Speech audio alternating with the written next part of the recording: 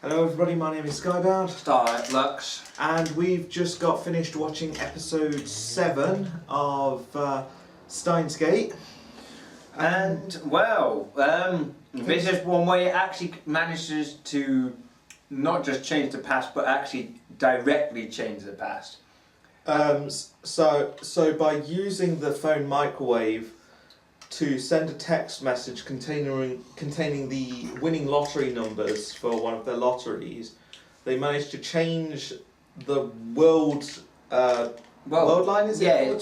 Change the world line that they were on to one in which there was like a number, wasn't there? Like a diversion number. Basically, a number that references the world line. it was something like 0.57 something else. I didn't see. I didn't see the number. I saw that there was a number, but it was too quick for me to take notice of it. But that must have been the divergence number that they were talking about, like a bit later on. Well, the interesting thing is with that is it's quite clearly that somehow some action he did in the first line he was on, world line that he was on, somehow managed to knock him onto another one.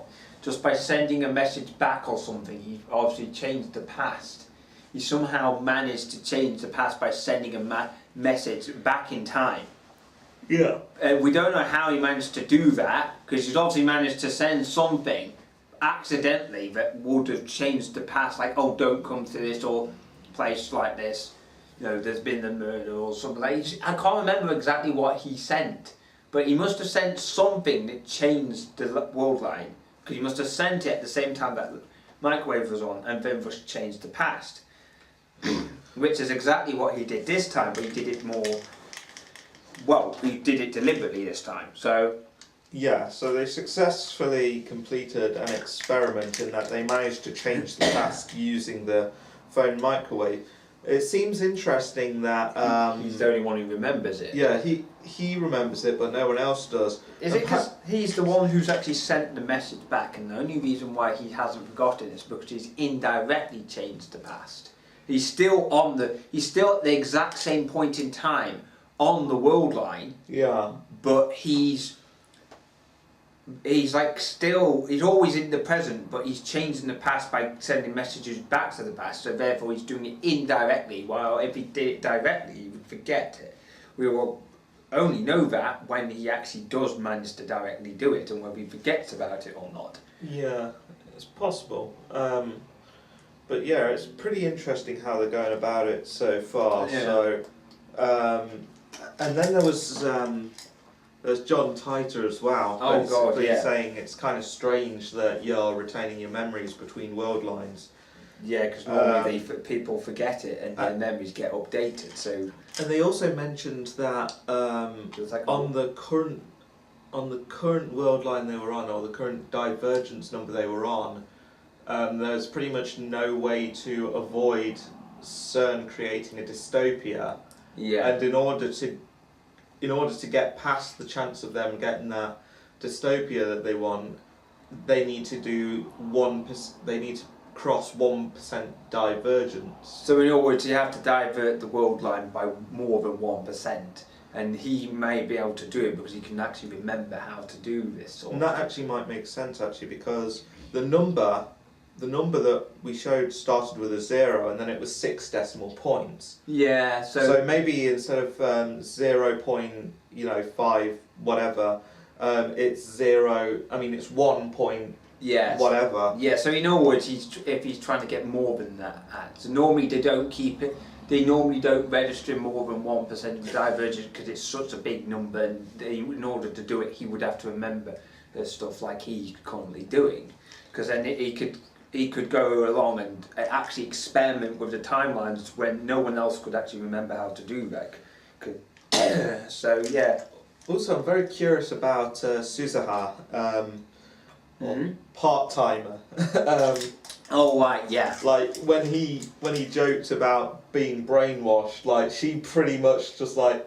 She was just like dragged him into the chair and looking under his eyelids and like, oh yeah, I'm being chipped, you're not. Yeah, that seems to me like there is something else going on there.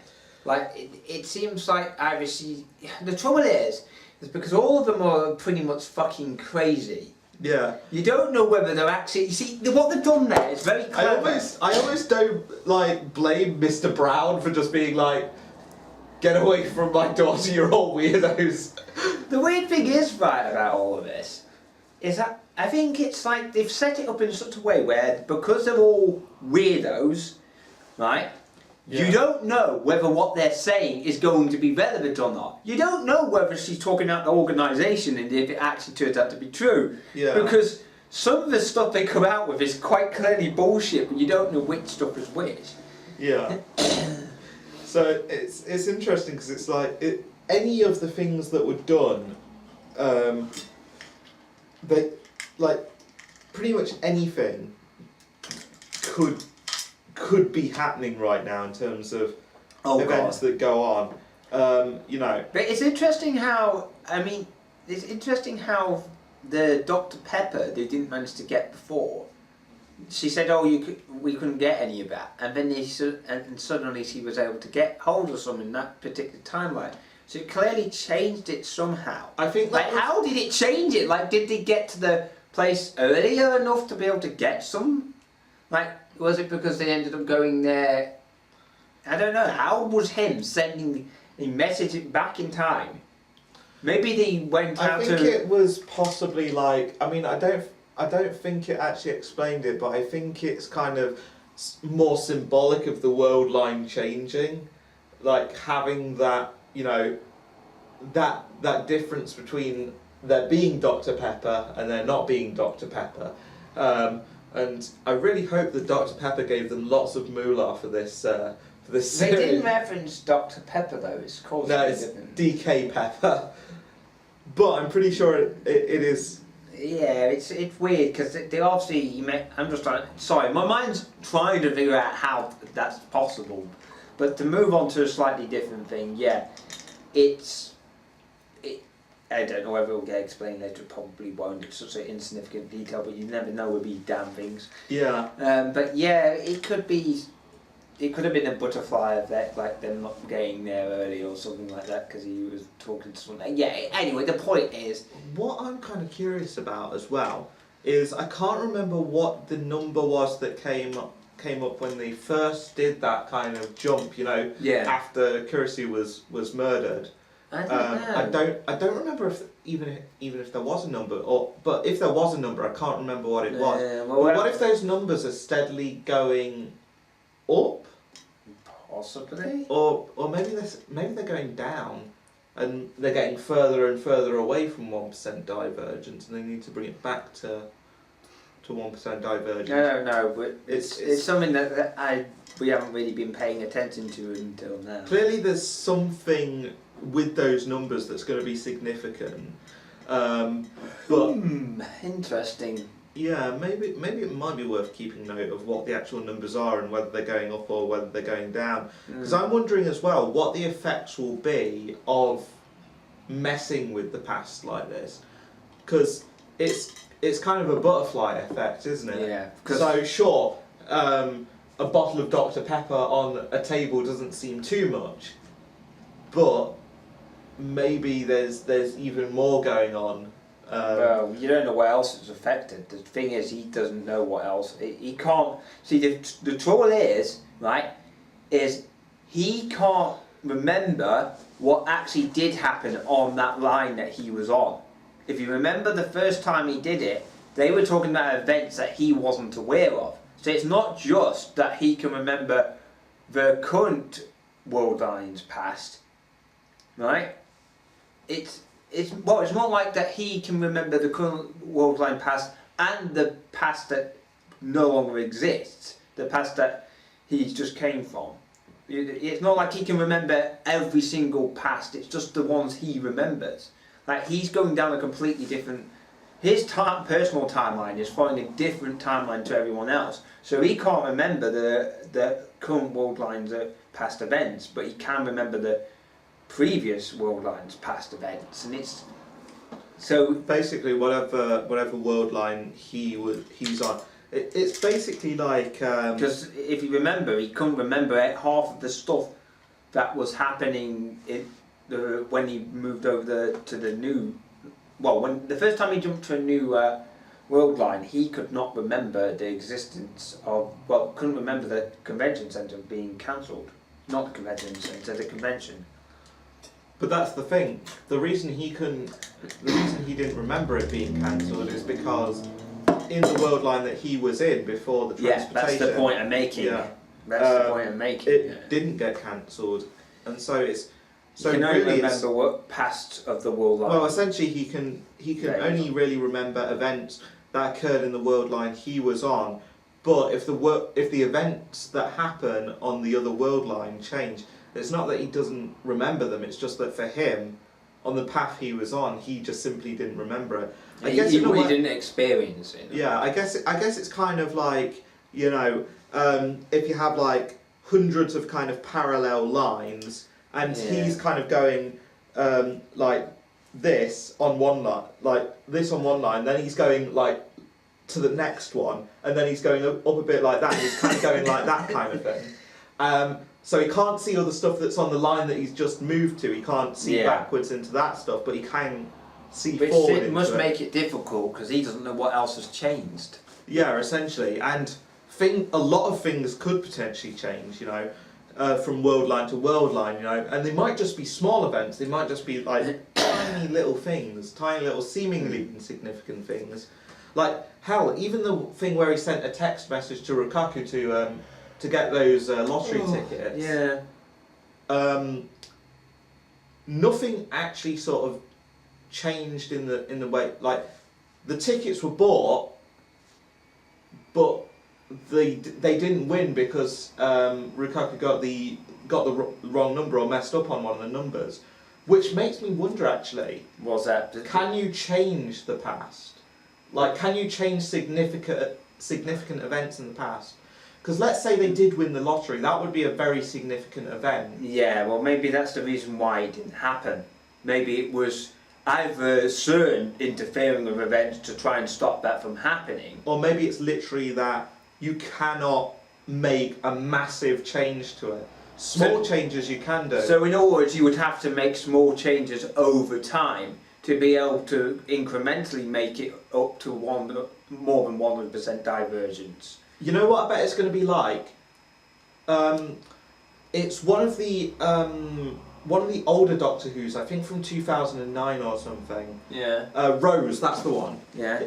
Yeah, actually that was one of the first of... yeah, the one where she basically tried to change the past. And yeah, so she saves her, like Rose saves her dad from being hit by a car, so his life is saved.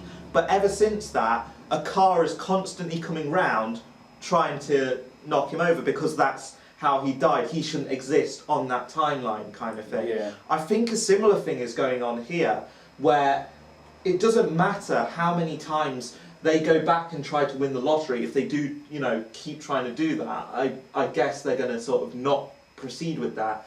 But I'm guessing if they did keep trying to win the lottery, something would keep stopping it from happening because it's a significant event that's kind of defined in the timeline. It's either something that can't be changed because because the physics don't allow it to happen, or CERN stopping it from happening. Yeah. So it's one of those two possibilities, or possibly some third one.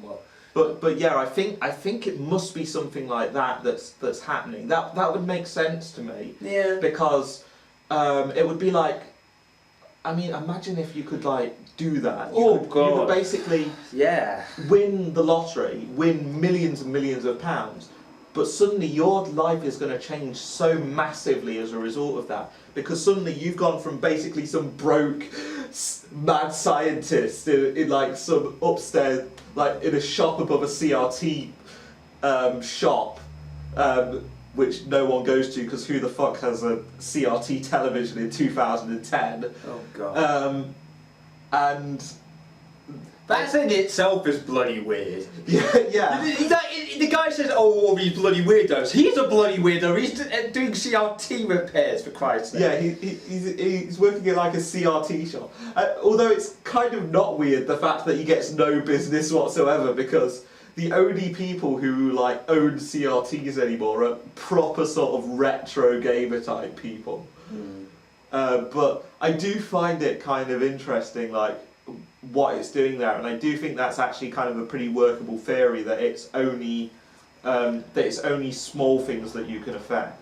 Yeah, well, whether we don't know whether we can do that or not. We don't know. We will have to see whether. Well, he can definitely affect things to a degree because he affected. He sent the lottery ticket numbers to the past, and those numbers were played. So it's confirmed that those lottery ticket numbers were played. Well, with an error. Yeah, with an error, but the numbers themselves, they were close enough to say, well. It makes me wonder why the hell he didn't go back in time and actually do it himself. What? Because if he did it himself, he probably would have got it correct. To be fair, rather than relying on someone else. Well, that's the thing. I kind of think no matter who went in the past to do that, something would stop it. Either the wrong numbers get chosen. If Owen did it, maybe it would just like. Maybe it would just be closed or something there'd be some event that basically stops them. Yeah, it's this basic idea of time travel where even if you could go back into the past, you couldn't make any massive differences because it would just cause a massive paradox. So I don't know. We'll have to see how it goes because. But yeah, it's definitely interesting, and I'm very curious about Suzuha as well. Clearly, she's getting a lot more information than most of the other characters as well, because Suzuha can basically hear them when they're just like talking, because she's always hanging around outside, so she's overhearing their progress. Actually, she's overhearing their progress. What if she is... What part of the organisation? Yeah, what if she is actually... But if that was the case, why would she be concerned about him being brainwashed? If she's part of the organisation, she wouldn't care about that. She wouldn't unless the organisation doesn't have brainwashing, but in this dystopia there's a rebellion, and the rebellion does? Oh. So maybe what they want to do is spy on Owen, get his progress on the time machine. Maybe they pass that detail into the past or into the future even. Interesting. But they think maybe some sort of rebellion has sort of brainwashed him to do their bidding for him, essentially. I don't know, because there's so many possibilities, because this is just a massive mindfuck of a timeline. Massive mindfuck of a timeline, and they're all fucking crazy, so you don't know whether they're actually what. Yeah, and anyone could be a spy. That's another thing. Including Hernan or whatever the hell. Owen is his own worst enemy. Yeah. No, but it's one of those things where it's just like, it's one of those things where you don't really trust anyone. It's just like, you feel like, yes, Owen's ranting into the telephone about the organisation tracking him down is, like, you can't, obviously he's talking into a turned off phone, but like, maybe he is actually surrounded by people who are kind of spying on him to a degree, but for who, it's not entirely clear. I guess I'm kind of inheriting a bit of Owen's paranoia, as it were. Yeah. With that whole, feel like the spies. We'll get you the tinfoil hat soon. Yeah, maybe I should get a tinfoil hat. You know, the only one I've got is this one. What appropriate for what you're just talking about. But yeah, that's it.